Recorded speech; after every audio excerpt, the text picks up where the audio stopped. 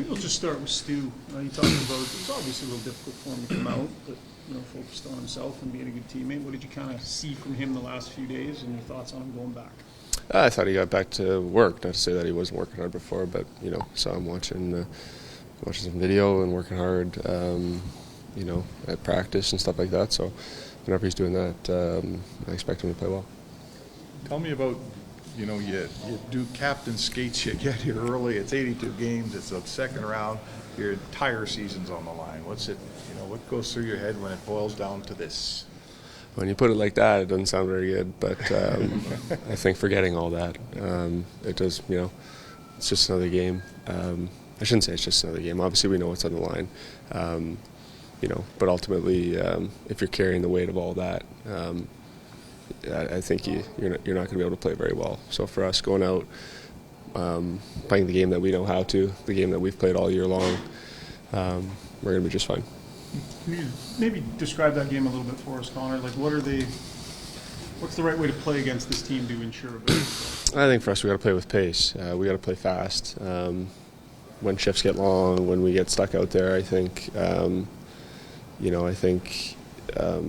it's tough. When we keep shifts short, when we play with the speed that we can, we've shown an ability to tilt the rink on them and really hem them in at times and sustain pressure. So I think that's the key, playing with pace, getting on the forecheck, being a little bit simpler, getting through the neutral zone.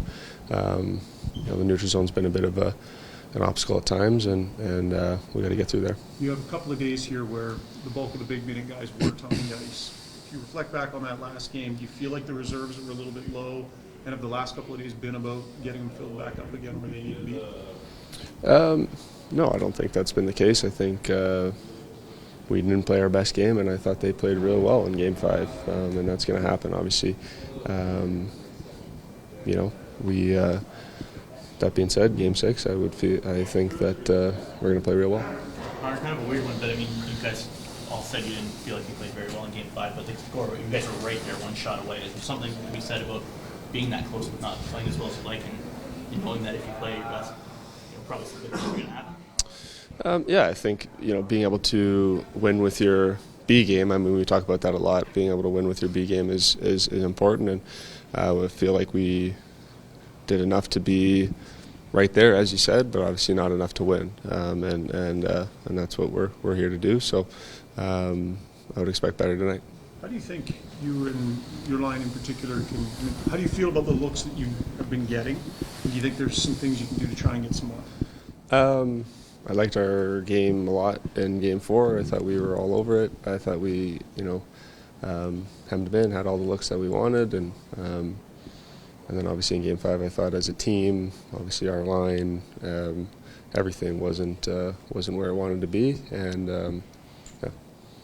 Does going through LA 2 years ago have any bearing on tonight whatsoever in terms of coming through a similar situation with a positive experience? Yeah, of course you can draw on those experiences. That's always a good thing. Ultimately, it's not about winning 2 games, it's about just winning 1. I know that's all cliche, and I could stand up here and give you all the cliches you guys want to hear, but we got to win 1 game tonight, and that's just what it comes down to. And